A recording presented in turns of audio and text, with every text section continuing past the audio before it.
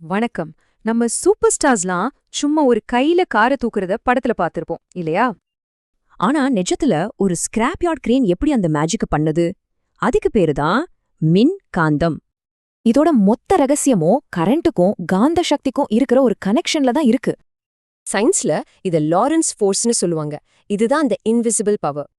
சிம்பிளா சொன்னா ஒரு மேக்னெட்டிக் ஃபீல்ட்ல கரண்ட் போச்சுன்னா அங்க ஒரு தள்ளுற சக்தி உருவாகும். அவ்வளோதான். இந்த குட்டி குட்டி தள்ளு விசையெல்லாம் ஒன்னா சேர்ந்து அந்த வயரையே தள்ளுற அளவுக்கு ஒரு பெரிய ஃபோர்ஸா மாறுது. காந்தத்துல 2 டைப் இருக்கு. ஒன்னு பெர்மனன்ட் மேக்னெட், இன்னொன்னு எலக்ட்ரோ மேக்னெட். பெர்மனன்ட் மேக்னெட் நம்ம ஃபில்டர் காஃபி மாதிரி. அதோட ஸ்ட்ராங்கான டேஸ்ட் எப்பவும் ஒரே மாதிரி இருக்கும் இல்லையா?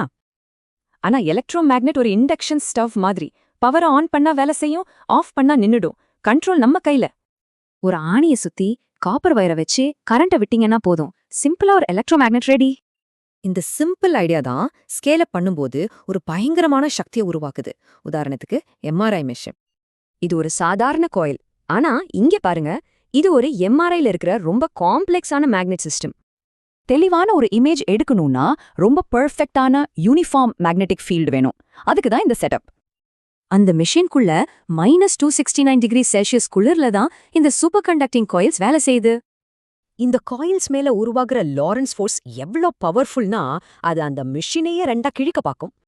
இந்த ஆன் ஆஃப் பண்ற சக்தி தான் நம்ம motor, speaker, scrap yard crane, ஏன் எம்ஆர்ஐ வரைக்கும் எல்லாத்தையும் இயக்குது.